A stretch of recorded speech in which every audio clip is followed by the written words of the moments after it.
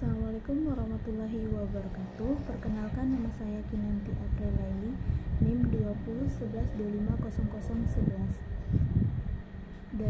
Kelas 6D, membuat video UTS mata kuliah Neuroscience dalam pembelajaran anak dengan dosen pengampu Bunda Eli Agustina MTPD.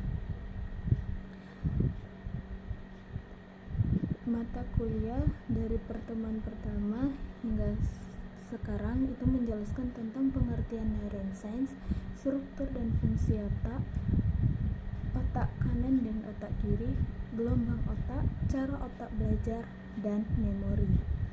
Pengertian neuroscience menurut saya merupakan ilmu yang mempelajari tentang sistem saraf, khususnya ilmu yang mempelajari sel saraf atau neuron secara multidimensi. Neuroscience menjadi cabang ilmu yang mempelajari sistem saraf dari sudut pandang ilmiah. Selanjutnya, struktur dan fungsi otak. Otak mengatur dan mengkoordinir sebagian besar gerakan, perilaku, dan fungsi tubuh homeostatis seperti detak jantung, tekanan darah, keseimbangan cairan tubuh, dan suhu tubuh. Otak manusia bertanggung jawab terhadap pengaturan seluruh badan dan pemikiran manusia. Oleh karena itu, terdapat kaitan erat antara otak dan pemikiran. Sebagian dari sistem saraf, otak memiliki banyak fungsi penting. Organ ini mengontrol semua yang terjadi di tubuh, seperti pikiran, ingatan, ucapan, perasaan, penglihatan, pendengaran, gerakan lengan dan kaki, serta fungsi organ di dalam tubuh lainnya, termasuk detak jantung dan pernapasan. Selanjutnya tentang otak kanan dan otak kiri.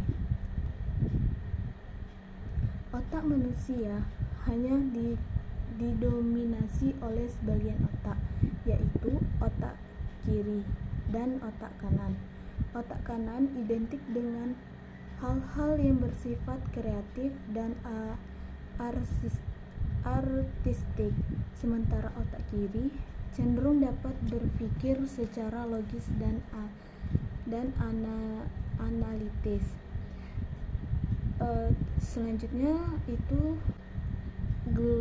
Selanjutnya gelombang otak. Gelombang otak manusia terdiri dari miliaran sel yang disebut dengan neuron.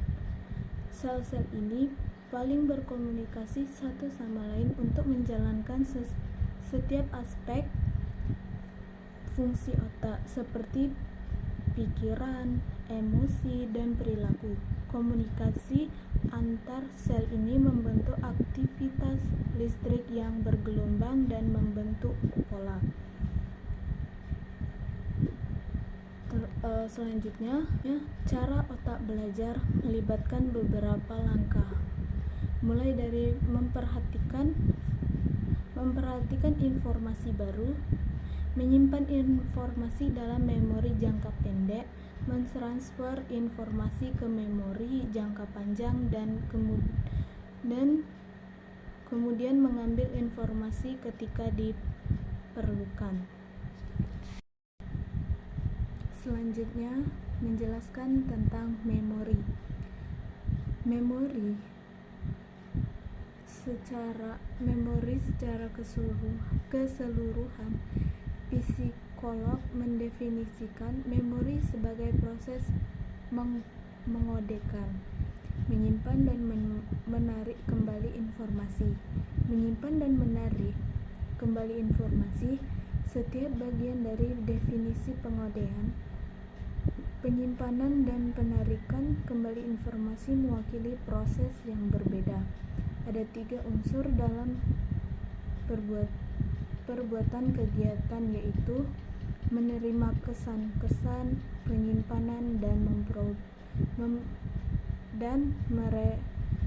mereproduksikannya. Selanjutnya ada jenis-jenis memori. Yang saya ketahui itu memori sensoris, memori jangka pendek, memori kerja, dan memori jangka panjang. Itulah penjelasan dari saya.